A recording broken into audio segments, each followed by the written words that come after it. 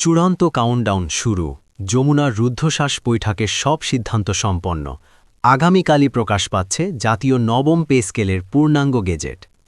বন্ধুরা, বিস্তারিত আলোচনা যাওয়ার পূর্বে এখনও যারা চ্যানেলটি সাবস্ক্রাইব করেননি, দয়া করে এখনই চ্যানেলটি সাবস্ক্রাইব করে বেল বাটনটি অন করে দিন।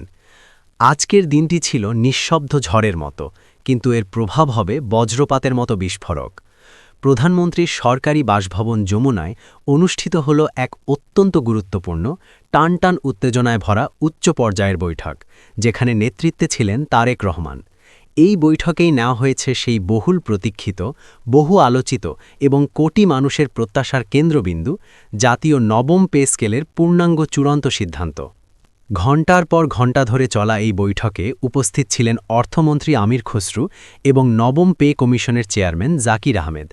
তারা সম্মিলিতভাবে এমন এক বিস্তৃত ও গভীর বিশ্লেষণ উপস্থাপন করেন, যেখানে প্রতিটি ধাপ, প্রতিটি গ্রেড, প্রতিটি আর্থিক সুবিধা এবং ভবিষ্যৎ পরিকল্পনা অত্যন্ত নিখুঁতভাবে তুলে ধরা হয়। আলোচনার প্রতিটি পর্যায়ে ছিল তীব্র মনোযোগ, কৌশলগত পরিকল্পনা এবং বাস্তবমুখী সিদ্ধান্ত গ্রহণের ছাপ। সবচেয়ে বড় ঘোষণা, আজকের এই বৈঠকেই জাতীয় নবম পে স্কেলের পূর্ণাঙ্গ কাঠামো চূড়ান্তভাবে অনুমোদিত হয়েছে। আর সেই চূড়ান্ত সিদ্ধান্ত অনুযায়ী আগামীকাল আনুষ্ঠানিকভাবে প্রকাশ করা হবে গেজেট, যা কার্যকর করবে দেশের সরকারি বেতন ব্যবস্থার এক নতুন যুগ। নতুন কাঠামোতে মূল বেতন নির্ধারণ করা হয়েছে এমনভাবে যা বর্তমান অর্থনৈতিক বাস্তবতা, মূল্যস্ফীতি এবং জীবনযাত্রার ব্যয়ের সঙ্গে পুরোপুরি সামঞ্জস্যপূর্ণ। সর্বনিম্ন গ্রেডের কর্মচারী থেকে শুরু করে সর্বোচ্চ পর্যায়ের অধিকর্তাদের জন্য নির্ধারিত হয়েছে নতুন স্কেল, যেখানে বেতন বৃদ্ধি শুধু সংখ্যায় নয়, বাস্তব জীবনে প্রভাব ফেলবে এমনভাবে পরিকল্পিত।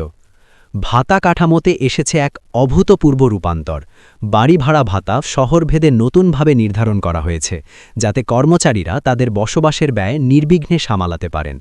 চিকিৎসা ভাতা বৃদ্ধি করে স্বাস্থ্যসেবাকে আরও সহজলভ্য করা হয়েছে। যাতায়াত ভাতা, বিশেষ ইনসেন্টিভ, ঝুঁকি ভাতা সবকিছুতেই যুক্ত হয়েছে নতুন মাত্রা, যা কর্মচারীদের জীবনে আনবে আর্থিক স্বস্তি এবং কর্মক্ষেত্রে নতুন উদ্দীপনা। পেনশন ব্যবস্থায় আনা হয়েছে যুগান্তকারী পরিবর্তন, যেখানে অবসরপ্রাপ্ত কর্মকর্তা-কর্মচারীদের জন্য নিশ্চিত করা হয়েছে আর্থিক নিরাপত্তা ও সম্মানজনক জীবনযাত্রা। গ্র্যাচুইটি বৃদ্ধি, দ্রুত নিষ্পত্তি এবং ডিজিটাল পদ্ধতিতে পেনশন বিতরণ সব মিলিয়ে এটি একটি সম্পূর্ণ আধুনিক ও মানবিক ব্যবস্থা হিসাবে গড়ে উঠছে। এই নতুন পে স্কেলে বিশেষভাবে গুরুত্ব দেওয়া হয়েছে কর্মদক্ষতা, যোগ্যতা এবং কর্মফলের ওপর।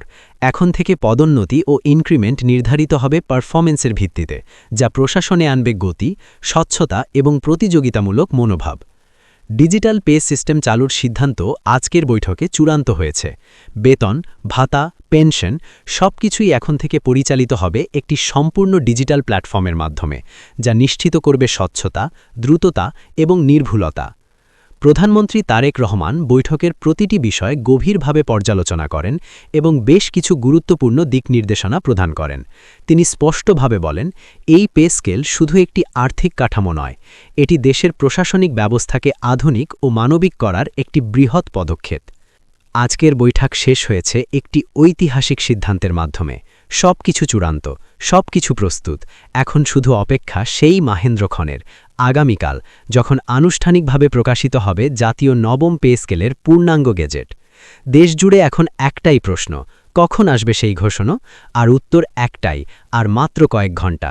তারপরই বদলে যাবে বাস্তবতা, শুরু হবে নতুন অধ্যায়, আর সরকারি কর্মকর্তা-কর্মচারীদের জীবনে নেমে আসবে এক নতুন ভোর।